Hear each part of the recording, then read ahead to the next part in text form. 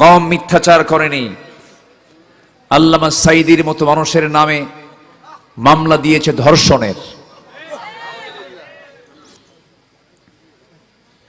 সাবেক শিক্ষা প্রতিমন্ত্রী এহসানুল হক মিলনের নামে মামলা দিয়েছিল হলো ভ্যানিটি ব্যাগ চুরির মামলা।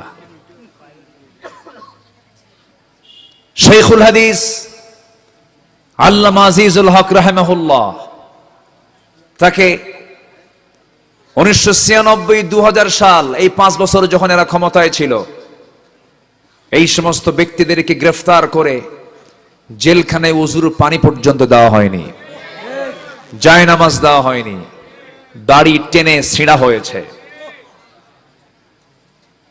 তার সন্তান আল্লামা মামুনুল হককে জেলখানায় ঢুকিয়ে রেখে অমানবিক নির্যাতন নিপীড়ন করা হয়েছে। বিগত 16 বছর জেলখানায় সাধারণ মানুষ বেশি ছিল না আলেম ওলামা বেশি ছিল?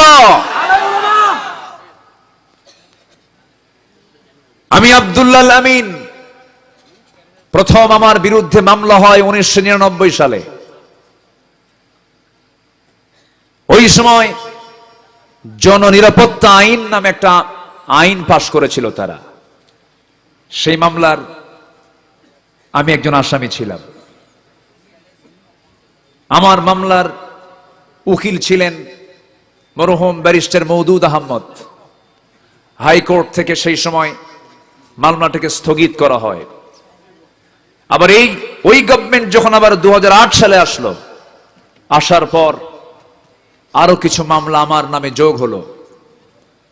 2014 সালে কোন এক মাহফিল আমাকে লক্ষ্য করে গুলি পর্যন্ত করা হয়েছে, মঞ্চে আগুন ধরিয়ে দেওয়া হয়েছে,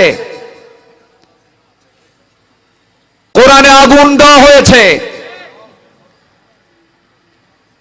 অসংখ্য কোরআন প্রেমী ভাইদের প্রতি লাঠি চার্জ করা হয়েছে। কিন্তু 2024 সালের 5 আগস্টের পর আমরা যে পরিবেশটা পেয়েছি, এই পরিবেশকে আমার আপনার কাজে লাগাতে হবে। এই 53 বছরে কেউ দেশ চালিয়েছে 25 বছর, কেউ চালিয়েছে 16 বছর, কেউ চালিয়েছে 9 বছর, মাঝখান দিয়া মঈনুদ্দিন ফখরুদ্দিনরা চালাইছে কয়েক বছর। সব দেখা শেষ। আগামীর দেশ আমরা দেখতে চাই ইসলামের দেশ, কোরআনের দেশ। রাজি আছেন কারা কারা? হাত উঁচু করে দেখা।